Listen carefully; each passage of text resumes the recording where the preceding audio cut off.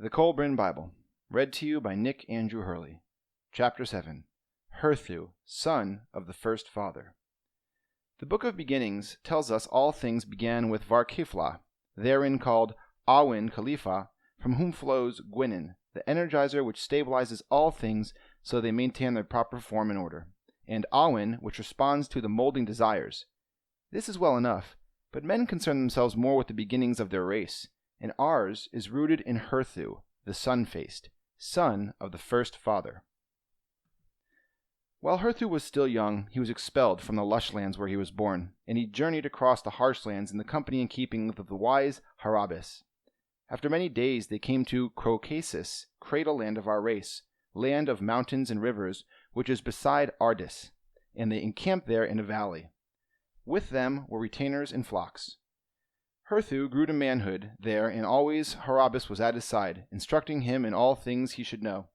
He taught Herthew the 9 essential disciplines of Iman, and the secrets of the 3 sacred vessels. Herthew learned that there was a place of gloom, where the air was foul and molderous breezes carried pestilence and poisonous particles. This was the source of all maladies and ailments, and of the things which cause putrefaction and decay.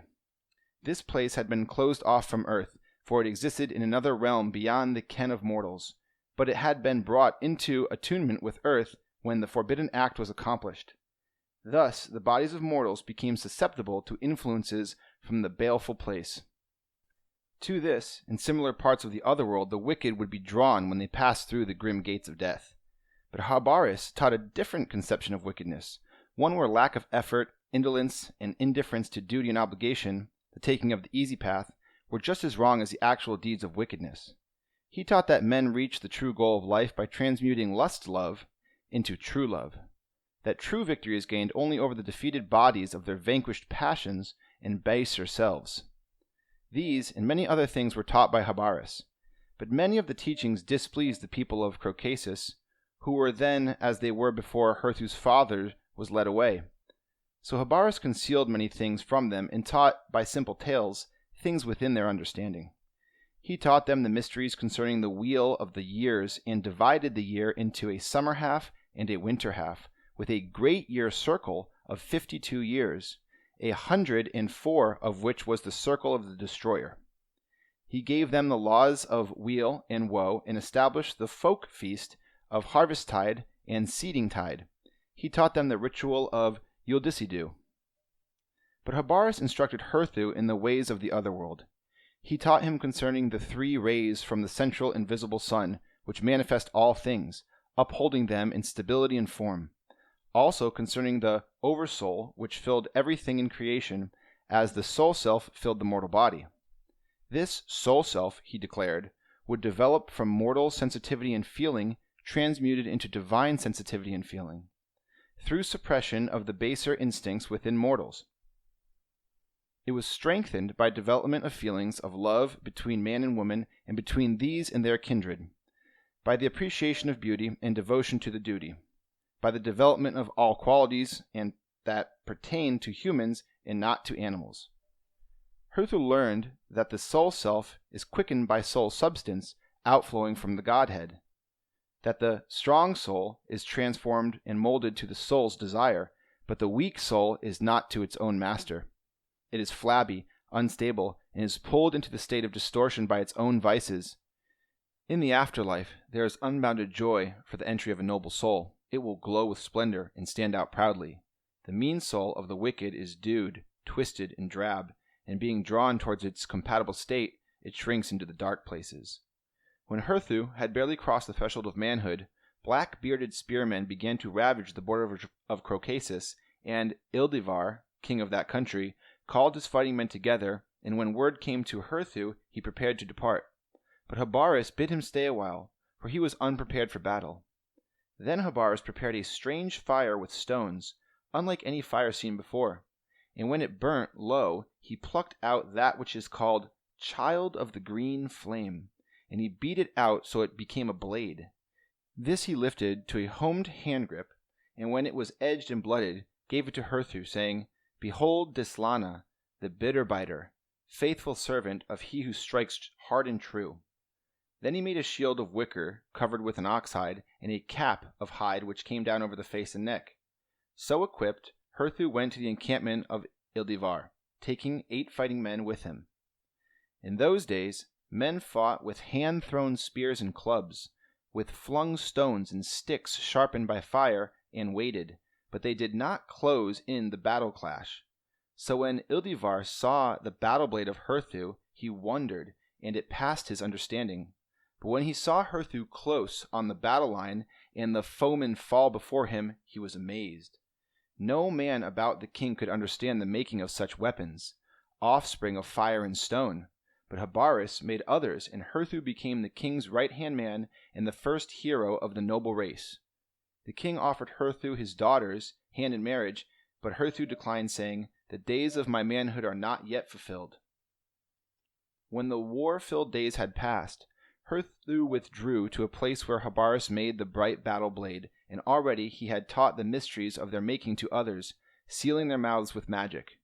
But Herthew was less concerned with the weaponry of war than with the mysteries of life and the battles of the spirit bested by mortality. So while his workmen drew bright blades from the thunderstones, Habaris taught Herthew and his battle brothers, and these were the things they learned from his mouth. Beyond God, there is an absolute which no man should try to understand, for it exists and has always existed in a state beyond man's finite comprehension.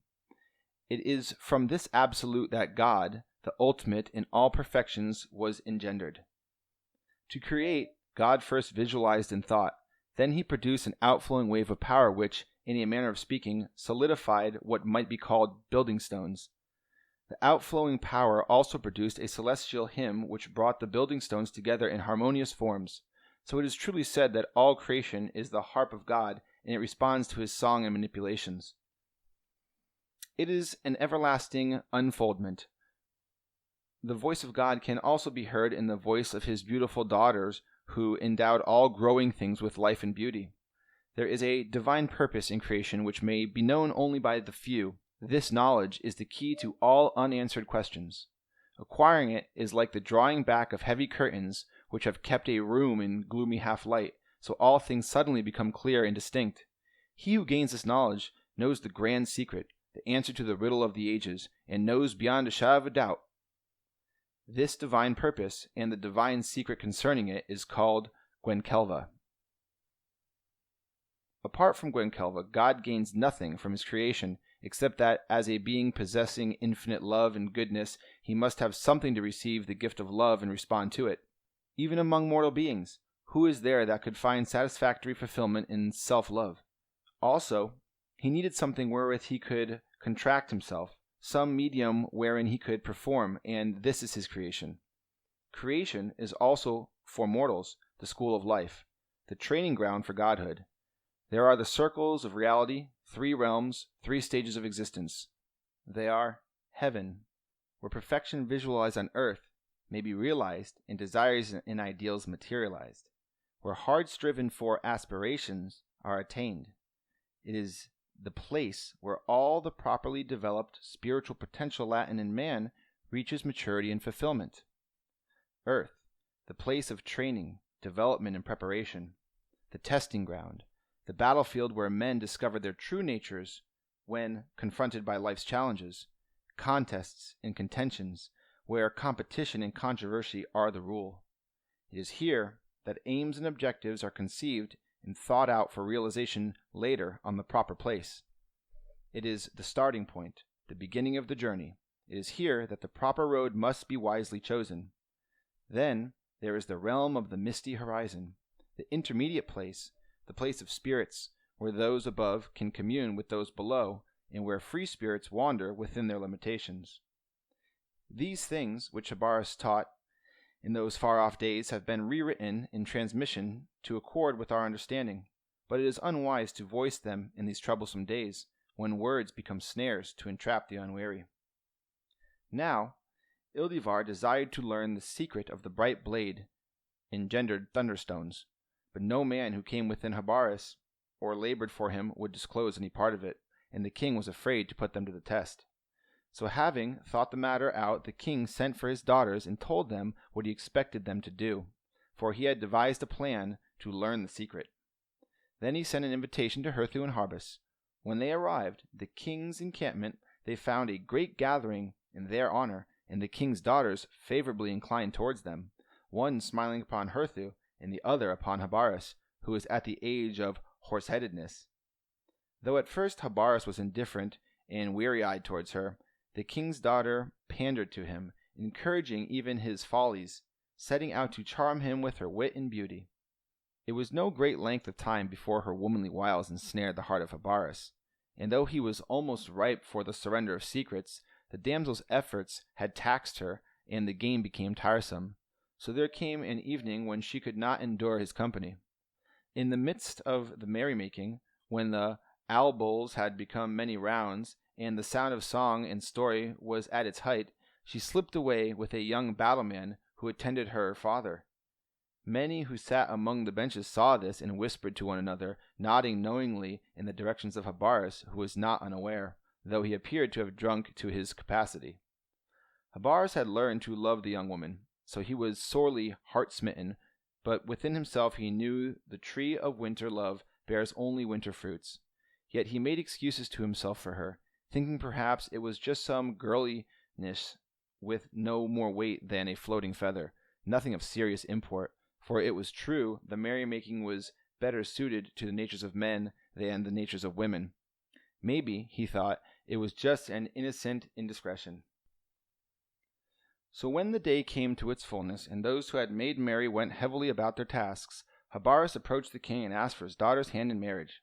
He said, "Your daughter Clara has delighted me with her winsome ways. She has charmed me with her gaiety and beauty. She has displayed much pleasure in my company. Surely I have not misread the signs." The king was not overpleased, for though he greatly desired to know the secret of the bright blade, he had not intended giving his daughter's hand to Habaris, but neither did he wish to offend him. Therefore he was wary in his reply, saying, "It is the custom for any suitor for a high-born woman's hand to he himself be high-born and worthily battle-blooded. Yet such is my affection for you, that I would not let even the custom become a bar to this marriage, and you may be a battle-blooded man among your own people.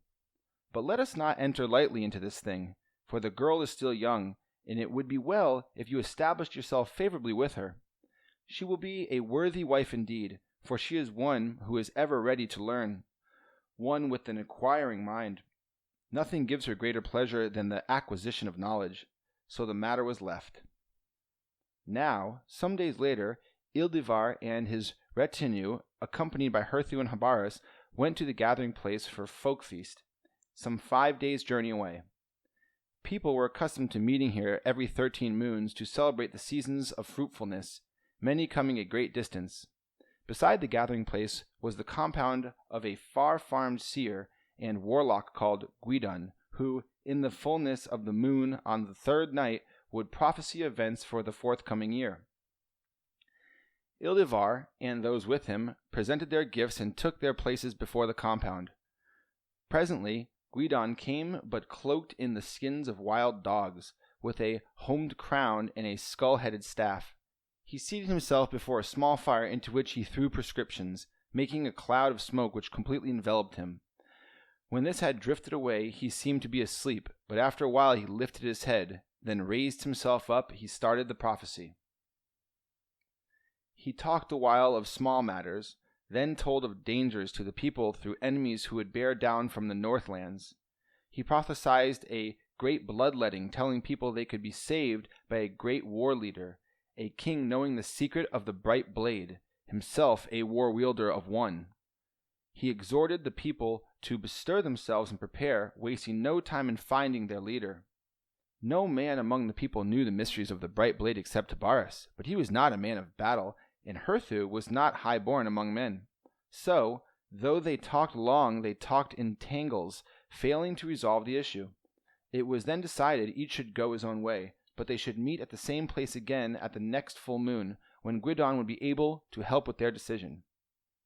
When Ildivar returned to his encampment, he was no longer hesitant about the marriage of his daughter, ordering that it should take place forthwith.